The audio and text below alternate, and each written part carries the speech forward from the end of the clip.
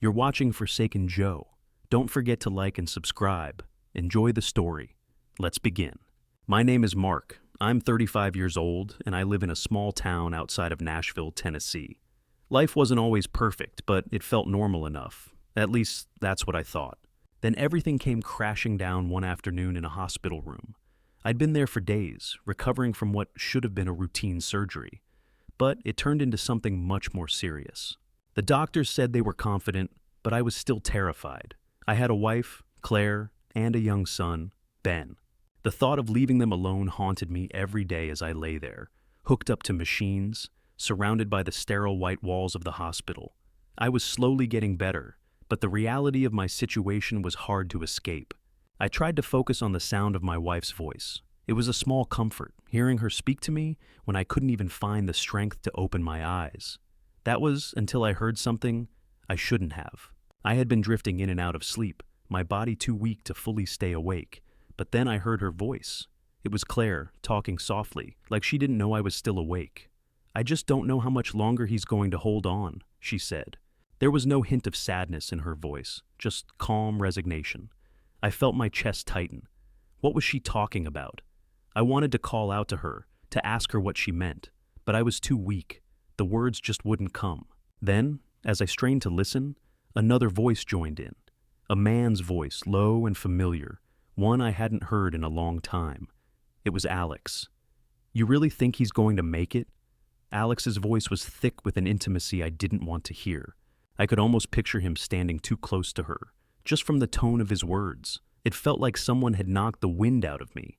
Claire's laugh echoed softly in the room, and my heart sank. "I don't know, but he won't be around much longer," she said casually. "I've been with him for years, and it's been a lot. But Alex, he gets me, you know?" I couldn't breathe. My head spun, my heart raced, but I still couldn't speak. She was talking about Alex, and the way she said his name, so easily, like it was nothing, made my stomach churn. "He's good to me. Mark's just... he's not the same. You know that. He's distant. I just don't know how much more I can take." Claire's words were so casual, so devoid of any emotion, as if what she was saying didn't matter at all. I tried to force my eyes open, to call out, but my body betrayed me. I could barely move. The reality of what I was hearing crushed me. I had always trusted her, believed in her. But now, with each word, I felt that trust slip away. "Maybe it's time to move on, for Ben's sake too. He's not going to get any better," Claire continued. "I need more, Alex. I need someone who can give me what Mark can't." The silence in the room after her words was deafening. I wanted to scream. I wanted to throw something, to get up and walk out, but my body wouldn't listen. I could hear them. I could feel the betrayal sinking in with each passing second, but I couldn't do anything. I was helpless. And then Claire's voice softened, almost too sweet, as if she didn't have a care in the world. "I think it's for the best, really. I mean, who wants to stick around when it's clear someone doesn't love you the way they should?" The pain in my chest was unbearable, but the worst part? It wasn't just the words she said. It was the fact that she was so comfortable saying them. That was when I realized, for the first time, just how far we had drifted apart, and it broke me. I closed my eyes, tears slipping down my face, but I was powerless to do anything. I had loved her, trusted her, and she had been lying to me all along. The pain wasn't just physical anymore. It was deeper, more cutting than anything I had ever experienced. She had made her choice, and it wasn't me. I couldn't hold back the sob that broke through my chest, but I knew, in that moment, that my life was never going to be the same again. That night, sleep never came. Every time I closed my eyes, I could still hear Claire's voice, still feel the weight of her words pressing down on me. I didn't want to believe it. It couldn't be true, could it? But everything in me told me it was.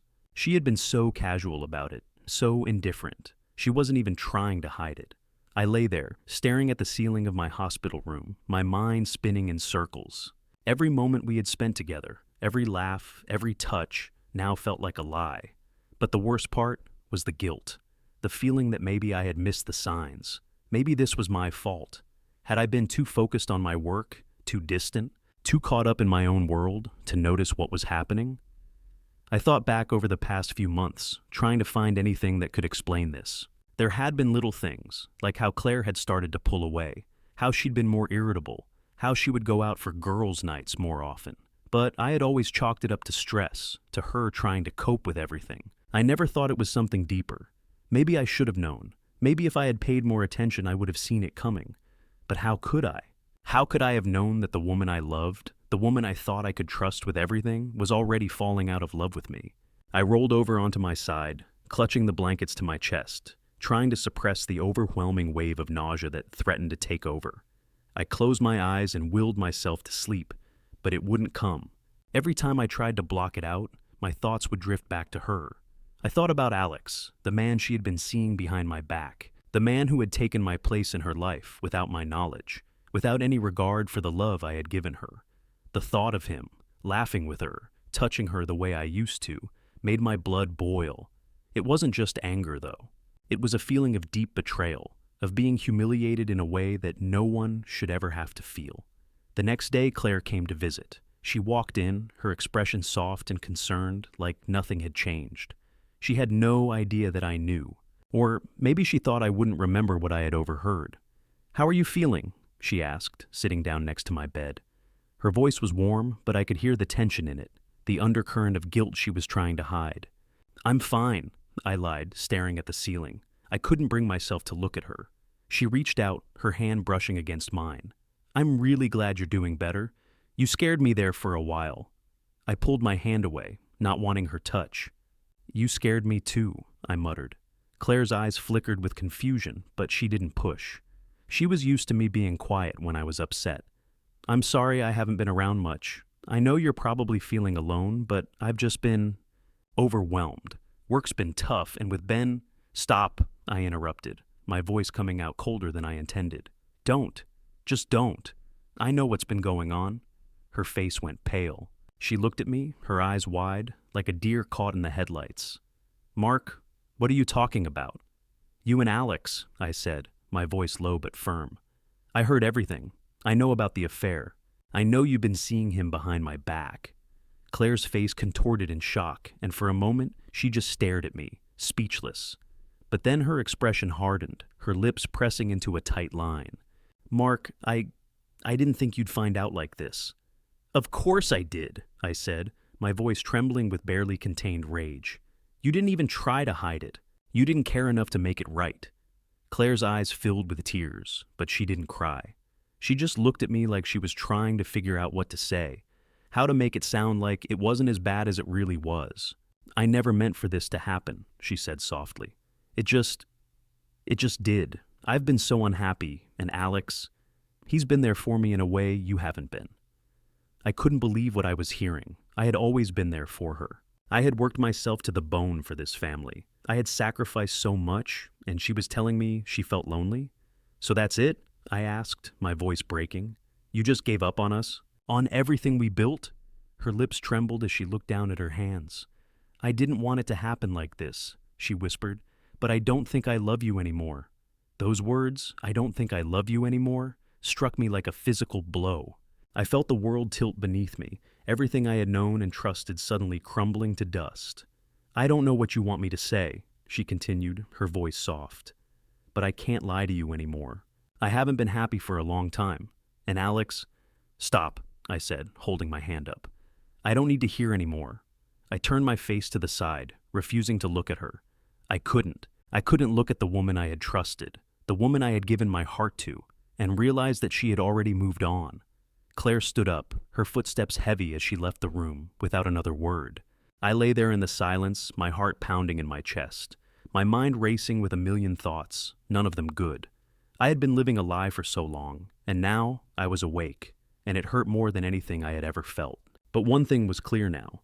I wasn't going to let her walk away so easily. The days after that conversation felt like they were dragging on forever. Each hour spent in that hospital room felt like an eternity. My body was healing, but my mind, that was a different story entirely. Claire hadn't come to see me again, not in the way she used to. She would show up, sit beside my bed, and offer the same concerned look. But it was like I was talking to a stranger. She was hiding something, and I could feel the distance between us growing by the second. That afternoon, she came by again, as if nothing had changed. Her hair was still perfect, her makeup flawless, and she wore that same sweet, reassuring smile I had always known. But today, I couldn't pretend. Not anymore. "Hey," she said softly, sitting down beside me, her eyes scanning my face, almost like she was searching for something. "How are you feeling today?"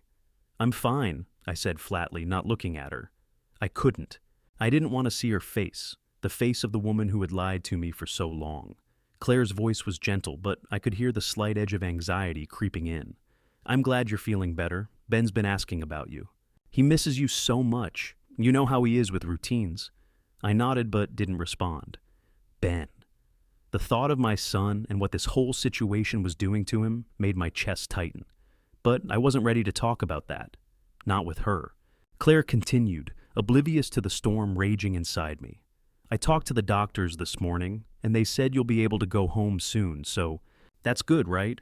She smiled at me, but I could see the tension in her shoulders, the way she fidgeted with her hands. It was all so fake, so rehearsed. I finally turned my head to look at her. "You're acting like nothing happened," I said quietly, my voice cold. She froze, her eyes widening for just a moment, then quickly recovering. She tried to smile, but it was weak, forced. "What do you mean?" Her voice was too sweet, too innocent, as if she was playing a role. She had always been a good actress, but this time I could see right through her. "You're still pretending everything is fine, pretending like you didn't—" I stopped myself, swallowing hard. I couldn't even say it. The betrayal was still too raw, but I didn't need to say it. She already knew. Claire looked down at her hands, not meeting my gaze. Her face was unreadable for a long moment, and then, as if making a decision, she let out a sigh. "Mark, I don't know what you want me to say. I know I've hurt you, but I wasn't happy, and I don't think you were either." I clenched my jaw, fighting to keep my emotions in check. "You don't get to pretend like this is just something that happened," I said, my voice rising slightly. "You made a choice, Claire. You chose him. You chose to betray me. You chose to lie to me." Her eyes finally met mine, but instead of guilt, I saw frustration. "I didn't want to hurt you," she said, her voice soft, but there was no remorse in it. "It just happened. I didn't plan it, Mark. It wasn't like that, and I never wanted it to be like this." "But it is like this, Claire," I said, the words coming out harsh, and I could feel my anger bubbling to the surface. "You've been lying to me for months. You've been lying to me about him, about us. You've been seeing him behind my back, pretending everything was fine. All while I was here, fighting for my life, thinking you were the one person I could trust." My voice broke at the end, but I didn't care. It didn't matter anymore. Claire's eyes filled with tears, but she didn't cry. She just looked at me, as if trying to find something in my face, some trace of the man she used to love. "Mark, I never meant for it to get this far. Stop," I interrupted, my tone sharp. "Just stop. Don't tell me it just happened. You made a choice. And now, you want to act like you didn't?" I shook my head, the bitterness rising in my throat. "I deserve more than this, Claire. More than being some fool you can walk all over. More than being someone you can just replace when things get hard." She sat there in silence for a moment, looking like she was about to say something, but no words came. And then, just as quickly as it had appeared, her mask slipped back into place. Her expression softened again, but it didn't reach her eyes. "We should talk more later," she said, standing up abruptly, her voice suddenly cold. "You need rest." I didn't say anything as she walked out of the room, her footsteps echoing down the hallway. My mind was racing, my thoughts spinning out of control. I had always tried to be understanding. I had always put her first, put us first. But now, I realized how little she had done for me, how little she had cared for me in the end. As the door closed behind her, I sat there in the silence of the room, letting the weight of everything settle over me. I wasn't sure what I was supposed to do next, but I knew one thing for sure. I couldn't keep pretending. I couldn't keep playing along with the charade she had built. I had to find out the truth. I had to know how far this went. I wasn't just going to lie here and let her destroy everything I had worked for, everything I had believed in. I was done being the fool. I couldn't just let it go. Not after everything. Claire's words had echoed in my head all night, and I knew that if I didn't find out the full extent of her betrayal, I'd never be able to move on. I had to know everything, every detail, every lie, every secret she had been hiding from me. I wasn't the kind of man to snoop around. I'd always respected privacy, trusted the people I loved. But Claire had shattered that trust, and now it felt like I had no choice.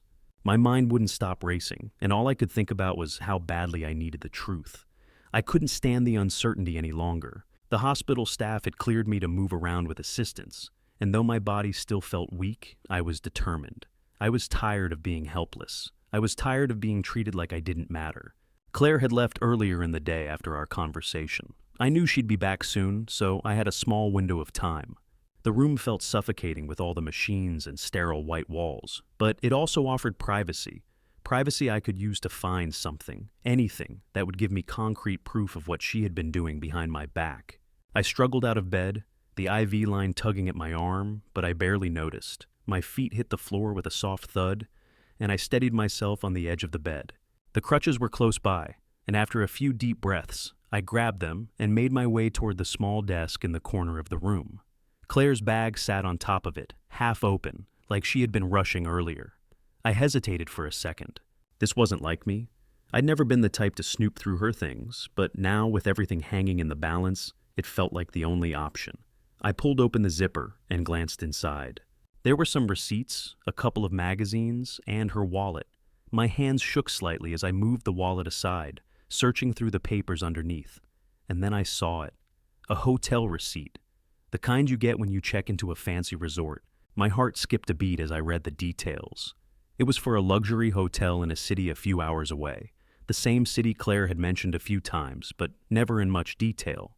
The date on the receipt lined up perfectly with the days she had been busy with her work, the days she had claimed she had to be away for meetings. But that wasn't the worst part. The worst part was the second name on the receipt. Alex.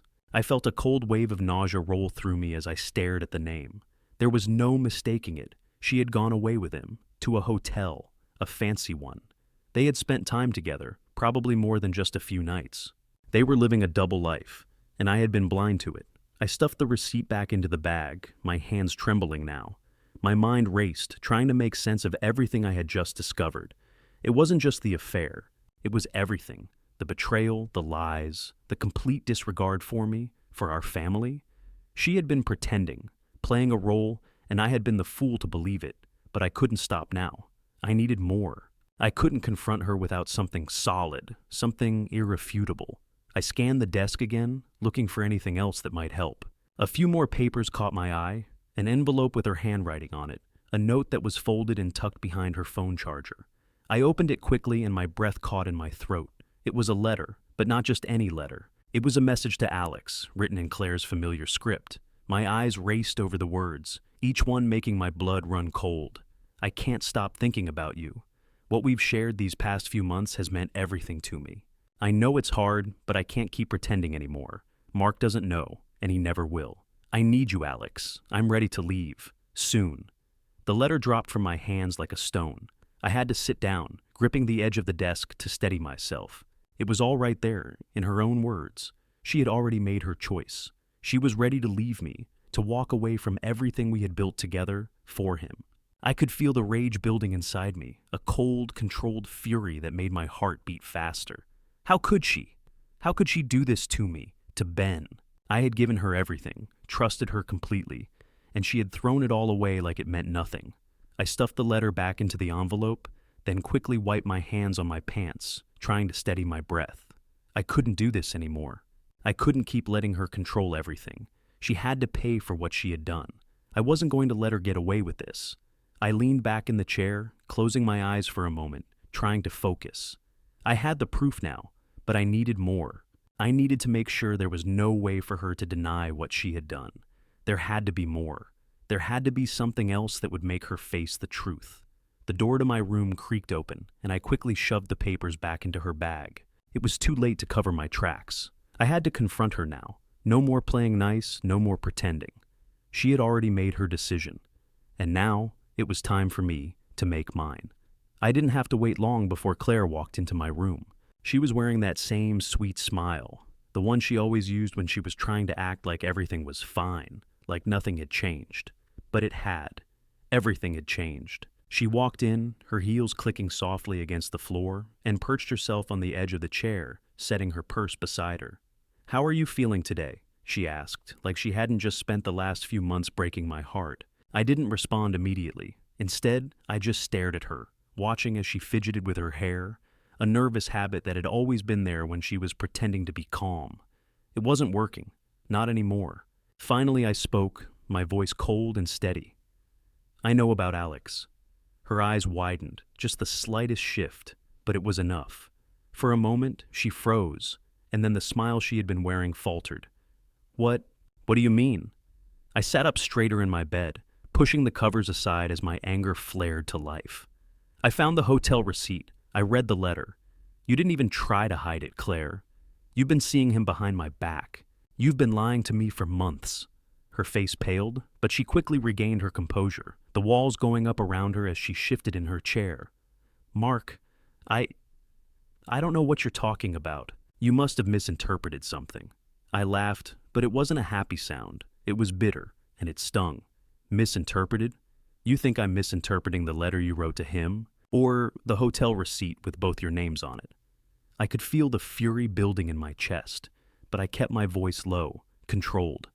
I wasn't going to lose control, not yet. She leaned forward, her hands clasped in her lap, as if trying to keep herself grounded. Mark, please, listen. I didn't want this to happen, but... No, I interrupted, shaking my head. No more excuses, Claire. I'm done with those. You've made your choice, and now you're going to own up to it. Her eyes flickered with something. Regret, maybe. But more than that, I saw defensiveness. She wasn't sorry, not really. She was just trying to keep herself from facing the consequences of what she'd done. I never meant to hurt you, she said quietly, the words familiar, but they felt hollow now. I've been so lost in everything trying to manage our lives, and Alex, he's just someone I turned to. I didn't want it to go this far, but I needed to feel something. I needed something more. I couldn't stop myself from scoffing. Needed something more? You couldn't come to me? You couldn't talk to me, your husband, the man you promised to share everything with? You couldn't even think about what that would do to me, to our son? Her gaze dropped, and I could see her struggling to find the right words, the right defense. But there was nothing she could say. She had already exposed herself. There was no turning back from that. Mark, she started, but I cut her off again, this time more forcefully. No, I said, my voice rising just a little. No more sorries. No more explanations. You've made your decision, Claire. You've been living this double life, and now I get to deal with the fallout. But don't pretend you didn't know what you were doing. Don't pretend like I didn't give you everything, and you just threw it away. Her expression hardened, and she sat back in the chair, folding her arms across her chest. I didn't throw it all away, Mark. You're not being fair. You weren't the perfect husband either. I had needs too. And you... She cut herself off, realizing what she was about to say. What? I asked, the anger bubbling up again.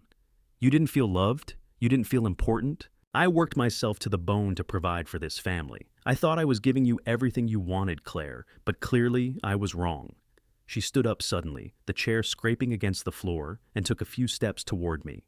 You were so focused on your work, on providing, that you didn't even see me. You didn't see what I needed, what I was going through. I felt invisible, Mark. I felt alone, even when we were together. I shook my head, disbelief washing over me. So that's it? You cheated on me because you felt alone? You didn't even try to fix it, didn't even try to talk to me about it? You just gave up? Her eyes flickered with something, a mix of guilt and anger maybe, but she wasn't backing down. I don't know what you want from me, Mark. I'm telling you the truth. I tried with you. I did. But in the end, I just couldn't keep living like this. I couldn't keep pretending. I let out a bitter laugh, but it felt like I was suffocating. So now what? You walk away from me and Ben, and you think that makes you happy? She swallowed, her jaw tightening. I didn't want to hurt anyone. I never did. But I had to choose what was best for me. I stared at her for a long moment, the weight of her words sinking in. I wanted to scream, to yell at her for everything, but instead, I just felt empty. She was standing there, talking about choosing herself, about needing to find happiness, and all I could think about was how she had already found it, with someone else. So, what now? I asked, my voice almost a whisper. Are we done? Are you leaving? She hesitated, just for a moment, but then she spoke, her voice calm, almost too calm. I don't know. I'm not sure yet, but I need time. Time to think, to figure things out. I nodded slowly, my chest tightening again. You've had plenty of time, Claire. You've made your choice. And now, it's time for me to make mine. She opened her mouth to say something, but I didn't let her. Get out, I said quietly but firmly. I need you to leave. Now. For a moment, she just stood there, frozen, like she didn't know how to react. But then, her shoulders slumped and she nodded. Okay, she said softly, her voice barely audible. I'll go. I didn't watch her leave. I couldn't.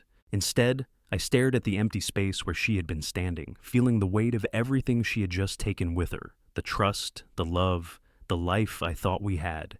It was all gone, and now I was left to pick up the pieces. The silence that filled the room was deafening. I wasn't sure how much time passed after Claire left. It felt like the room was spinning around me, like the entire world had tilted on its axis, and I was just barely holding on. But I couldn't afford to stay in that daze. I had to take control. I had to fix this, even if it meant taking the hardest step of my life. The next day I managed to get out of bed and shuffle over to the small desk in the corner of the room. I wasn't fully recovered, but the anger inside me gave me enough energy to push through the pain. I needed a plan. I needed something concrete, something that would give me the leverage I needed to move forward and protect myself and Ben. I had already gathered some evidence. The receipts, the letter, those were just the start, but now I needed more.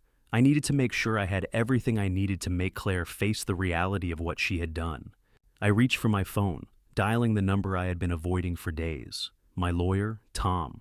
I had kept in touch with him over the years for business and personal matters. He was someone I trusted, someone who wouldn't hesitate to do what needed to be done. It rang twice before he picked up. Mark, you okay? His voice was low, but I could hear the concern in it. I'm alive, but barely, I muttered. Listen, I need your help. I need to file for divorce. I want full custody of Ben, and I need to protect myself financially. Claire, she's been seeing someone behind my back. I've got proof. But I need more advice on how to move forward with this. There was a long pause on the other end of the line. Then Tom spoke. I'm sorry to hear about this, man. You're sure about this? Full custody? That's not an easy battle. I don't have a choice, I said, my voice more steady now. She's already made her choice. She's already decided that I don't matter. I need to make sure Ben and I are protected. I can't keep living in a house where I'm the fool. Tom sighed, but I could tell he was already shifting into work mode. All right, here's what we'll do. First, we'll gather everything you've got. Documents, proof of the affair, financial records, anything that shows Claire's behavior and your involvement in Ben's life. The more we have, the stronger our case. I've got a hotel receipt, a letter from her to him, and the details of their hotel stay together. I can get more if I need to. I'm sure there's more out there, I replied, my chest tight with a mixture of anger and desperation. Good, Tom said. We'll need everything to be airtight. No room for her to weasel her way out of this. I'll have my team start looking into her finances too, any hidden accounts or assets she may be hiding, and we'll begin preparing the divorce filing. I took a deep breath, finally feeling like I was making progress. Thanks, Tom. I know this is going to be messy, but I can't let her walk away from this without facing consequences. I'll get started right away, he said. I'll also have a private investigator look into her movements, just to be sure there's nothing else we're missing. You've got to be prepared for anything. Yeah, I said quietly. I'll do whatever it takes. I just need to know that Ben and I will be all right. We'll make sure of it, Tom replied, his voice firm. Hang in there, Mark. You're not alone in this. I ended the call and sat there in silence, my heart still racing, but now filled with a sense of purpose. I had a plan. I was taking control of this situation. I couldn't change the past, but I could shape the future. And Claire? She was going to see just how far I would go to protect myself and my son.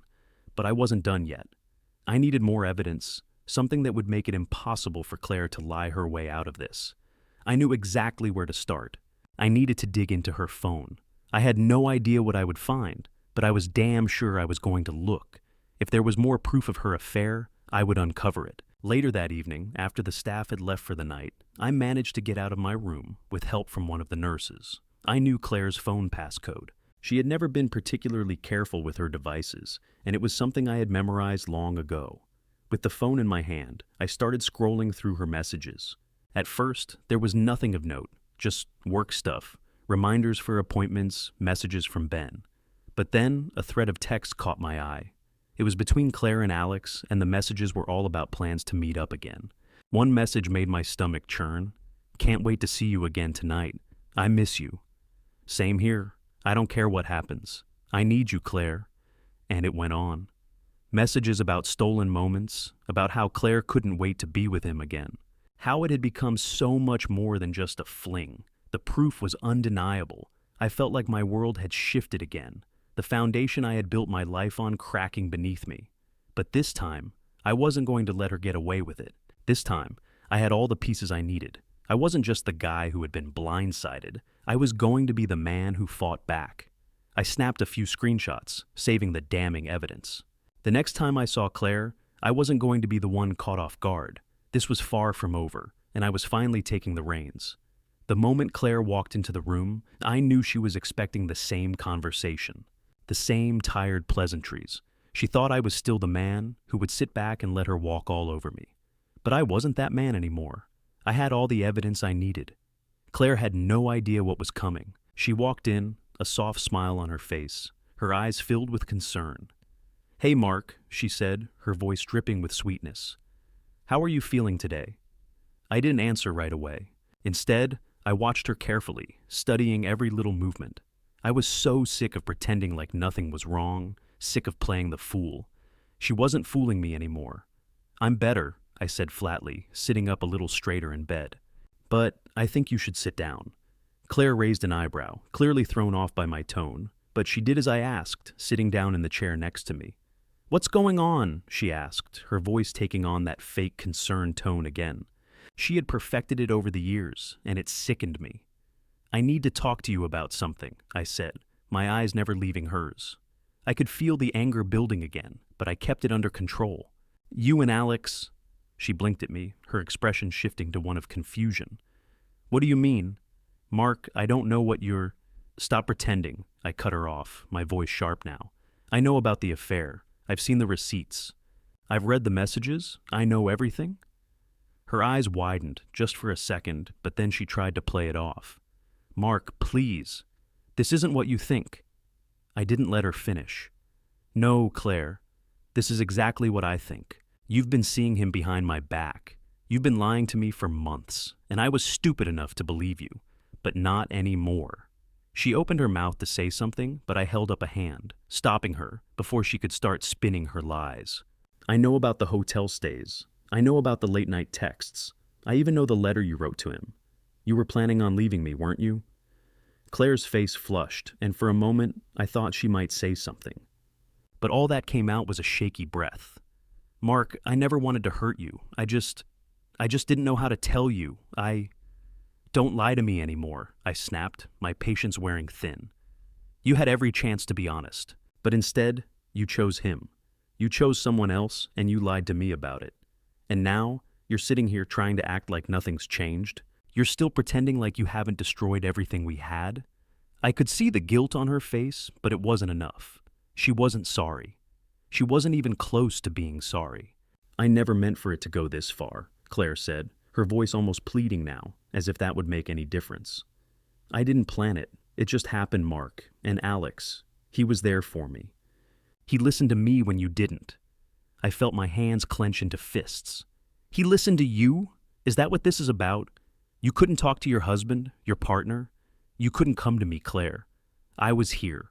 I was always here. But you chose him.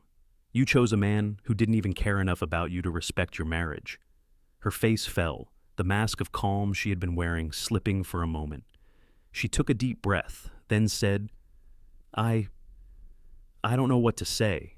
I can't take back what I did, Mark, but I never meant for you to find out like this." I stared at her, feeling the weight of everything crashing down on me. I thought I was done with her, that I was done with the lies. But the truth was, I couldn't walk away until she understood the full scope of what she had done. "You're going to leave me for him, aren't you?" I asked quietly, my voice cutting through the tension between us. She didn't answer at first. She just sat there, her eyes avoiding mine, the silence stretching on for what felt like hours. But when she finally spoke, her words made it clear where she stood. I don't know, Mark. I don't know what's going to happen. But I've already made my choice. I've been unhappy for so long, and I don't think I can keep pretending anymore. Not for you, not for anyone. I didn't feel anger anymore. At that moment, I felt a strange sense of calm wash over me. It was like a switch had flipped inside me, and I was no longer the man who had been in love with Claire. I was the man who was ready to move on, to take control of my life again. Fine, I said quietly, meeting her eyes for the first time since the conversation started. But you're not going to get away with this. I'm filing for divorce, and I'm going for full custody of Ben. You've already made your choice, Claire. Now, I'm making mine. Her eyes widened in shock, but there was no turning back now. I wasn't asking for her permission. I wasn't pleading for her to change her mind. This was happening, and there was nothing she could do to stop it. I will fight you for Ben, she said softly, her voice trembling. But I could hear the lack of conviction in her words. She was scared, and she should have been. You already lost him, I replied, standing up slowly, my legs still shaky, but my resolve stronger than ever. You've lost everything, and now you'll have to live with that. I turned to leave the room, but before I reached the door, I heard Claire call my name. I paused, but I didn't look back. I'm sorry, Mark, she said, her voice barely above a whisper. I never meant for things to get this bad. I didn't answer. Instead, I stepped out into the hallway, my mind already racing with the next steps. I had the evidence, I had the resolve, and now I was finally taking control of my life. The battle wasn't over, but I was ready for it. I was done being the fool, and it was time for Claire to face the consequences of her actions. The door closed behind me with a soft click, but I knew this was just the beginning. The divorce papers were signed, filed, and soon to be official, but the real work, the emotional toll, was just beginning. The days after I confronted Claire felt like a whirlwind, and as the legal proceedings began, I thought I'd feel some sense of relief. I thought I'd feel the weight lifting off my shoulders, but all I could focus on was how deeply everything had hurt, how deeply she had hurt me. I hadn't seen much of her since that confrontation. She had been distant, taking a step back, but I knew it wasn't out of remorse. It was to avoid facing the mess she had made. I was angry. I was heartbroken.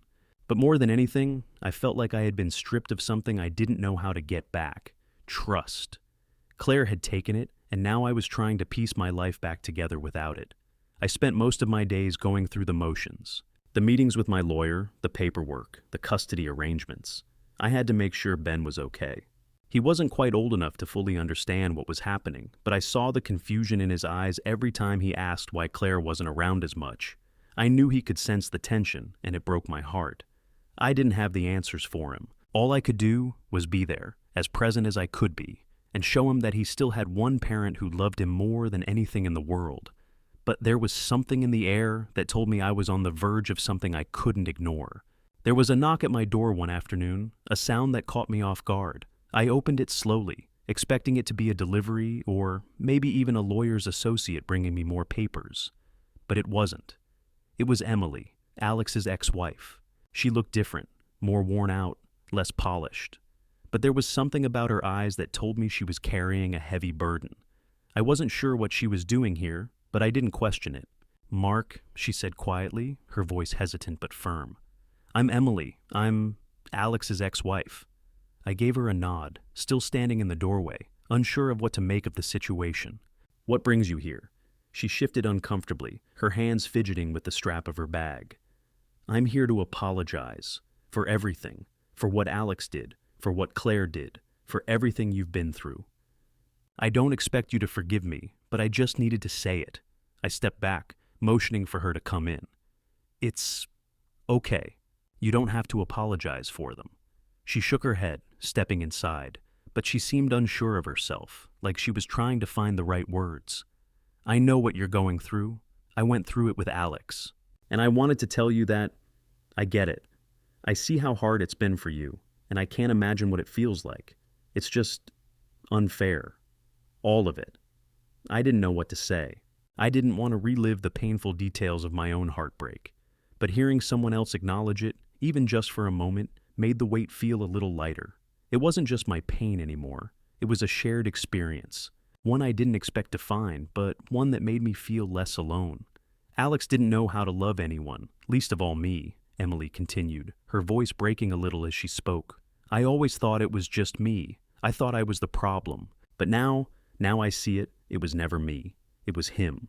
And now, here you are, going through the same thing because of him, because of Claire. Her words hit me harder than I expected. I had spent so much time blaming myself for not seeing what was happening sooner, for not noticing the signs. But maybe I wasn't the only one who had been blindsided. I looked at her, my voice soft. "You were married to him too?" She nodded, tears welling up in her eyes. "For years. And it wasn't until the end that I realized how much of myself I had given up for him. How much I let him hurt me, and how much I let him hurt you too." I wasn't sure what to say, but I felt like I needed to let her talk. I owed it to myself, to Claire, to everything that had been destroyed, to listen to her. "I'm sorry," Emily said, shaking her head as she wiped away a tear. "I know this isn't going to fix anything, but I wanted you to know that you're not alone. I see you, Mark. I see the good man you are, and I see how much you fought for what's right, and I just wanted to tell you that." For the first time in weeks, I felt a sense of peace wash over me. It wasn't a resolution, and it didn't fix anything, but hearing someone else who had been in the same situation, someone who had been through her own version of betrayal and heartache, helped me feel like there was a way out of this. I didn't feel the need for revenge. I didn't need to tear Claire apart or destroy everything she had left. I didn't need to fight for my pride. I needed to heal. I needed to move on. And that's when I realized that the pain had given me something I didn't expect, the strength to let go. "I don't know if I'll ever be able to forgive her for what she's done," I said softly, my voice steady. "But I know I can't keep holding on to the anger. I can't keep letting it define me. For Ben, for myself, I have to move on." Emily nodded, her eyes full of understanding. "You're doing the right thing, and I'm here for you, Mark. You have my number. Anytime you need to talk, I'm here." As she left, I stood in the doorway, watching her walk away, and for the first time in a long time, I felt like I was ready to close that chapter of my life. I had been broken, but now I was ready to rebuild, for Ben, for myself, and for the future that was finally within reach. A few weeks had passed since Emily's visit. The divorce was moving forward. The custody battle was already looking promising, and I had started to regain a sense of peace in my life. But there was still one loose end I couldn't ignore. One final step I had to take before I could truly let go. Alex, I wasn't going to let him get away with what he'd done. The affair was one thing, but the way he had been so cavalier about destroying my family, it made my blood boil. I knew it wasn't just about Claire. It was about him too. He had crossed a line that couldn't be erased, and while I had already exposed the truth to Claire, it was time to make him face the consequences. I had been thinking about it for days. How to do it, where to do it, and when. But I knew one thing. I couldn't let him just slip away, unscathed. He needed to be publicly exposed, to feel the weight of what he had done. And that's when the idea came to me. It wasn't just about getting revenge. It was about making sure that everyone knew the truth. And it just so happened that Alex was involved in a charity event that was coming up, a big fundraiser, an event where his image was everything. It was perfect. He was going to be there, speaking in front of hundreds of people, shaking hands with wealthy donors, putting on a show of how successful and respectable he was. But I knew better, and I wasn't going to let him get away with it. I reached out to Emily again. She had been the one to open my eyes to the fact that Alex wasn't some victim in this situation. He had known what he was doing. He had made his choices. And now, it was time for him to face those choices in front of everyone who mattered to him. "Emily," I said when she picked up the phone, "I need your help." There was a pause on the other end before she responded. "What are you planning?" "You know that fundraiser Alex is speaking at next week? I'm going to expose him there." The idea wasn't fully formed, but the more I thought about it, the more it made sense. I had to be strategic, make sure the message got across loud and clear. No one could deny the truth once they saw it. Emily was quiet for a moment. "Are you sure about this? It's risky. He's going to try to deny everything, make you look crazy." "I don't care," I replied. "I've had enough of him hiding behind his charm. People need to know what he really is." She hesitated, but then I could hear the resolve in her voice. "I'll help. What do you need me to do?" The plan was set in motion. I knew how to get into the event. Emily had connections. I could easily slip in, but I needed more than just access. I needed evidence, something that would make Alex face the truth in front of everyone. The night of the fundraiser arrived. I dressed in my best suit, feeling the weight of everything on my shoulders. This wasn't just a personal vendetta. It was about setting things right, about showing everyone who Alex really was, and showing Claire that I was no longer the man she thought she could walk all over. When I arrived at the venue, the atmosphere was exactly what I had expected. Elegant, filled with people trying to impress one another, all smiles and handshakes. Alex was already there, standing at the front, greeting people like he was some kind of celebrity. I could hear his deep laugh from across the room, the charm dripping from every word. But I wasn't here to play nice. I had come for something far more important than a handshake. I made my way through the crowd, scanning the room. My heart was pounding, but I didn't let it show. I was calm, controlled.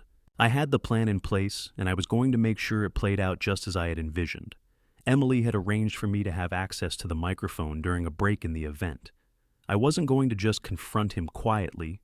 No, I needed an audience. I needed him to be exposed in front of the people who admired him, who thought he was some upstanding figure. When the moment finally came, I slipped backstage with a sense of purpose. The event coordinator was too busy to notice me, and I took my place near the microphone stand, preparing to make my move. I knew Alex was moments away from taking the stage to talk about his latest business ventures, his so-called philanthropic work. Just as he stepped onto the stage, his back turned to me, I walked out onto the platform, grabbing the microphone with a firm hand. The room went silent instantly, and I could feel every pair of eyes on me. "Ladies and gentlemen," I said, my voice calm, but carrying a weight of authority. "I have something important to say. You may have heard a lot of great things about Alex tonight, but I think it's time you all heard the truth." Alex froze, his back still turned, but I could see his shoulders stiffen as he realized what was happening. He turned slowly to face me, a look of annoyance already on his face, but I didn't give him a chance to speak. "I've been keeping quiet about this for too long, but I won't stay silent anymore. Alex has been having an affair with my wife Claire for months. He's been deceiving all of you, pretending to be a respectable man while destroying families behind closed doors." There was a collective gasp in the room, and I could see the shocked expressions on people's faces. Alex took a step forward, his hands raised in an attempt to calm the crowd, but I wasn't finished. "I've got the proof," I said, pulling out the receipts, the screenshots of the messages, and the hotel booking confirmation that I had saved on my phone. "This is the real Alex, not the man you think you know. This is the man who ruins lives for his own pleasure." Alex's face turned red with anger, and he tried to reach for the microphone, but I stepped back, holding the evidence up for everyone to see. "You can deny it all you want, but it's all right here. You've been lying to everyone, and now it's time for the truth to come out." The room was dead silent. People were exchanging shocked glances, whispering among themselves, but I didn't care. Alex's perfect facade was crumbling before their eyes. "You're done, Alex," I said, my voice steady, "and you will be held accountable for what you've done." Alex's expression shifted from anger to desperation as the reality of what was happening sank in. "This is insane! You can't—" But it was too late. The damage was done. His reputation built on lies and manipulation was falling apart, and there was no way for him to spin this one. As I walked off the stage, I could feel the weight lifting off my shoulders. I had done what I came here to do. Alex was exposed. The world knew who he really was now, and I could finally start moving forward with my life. The silence in the room was deafening, but I knew one thing for sure. The truth had been set free. And for the first time in a long time, I felt like I was finally in control.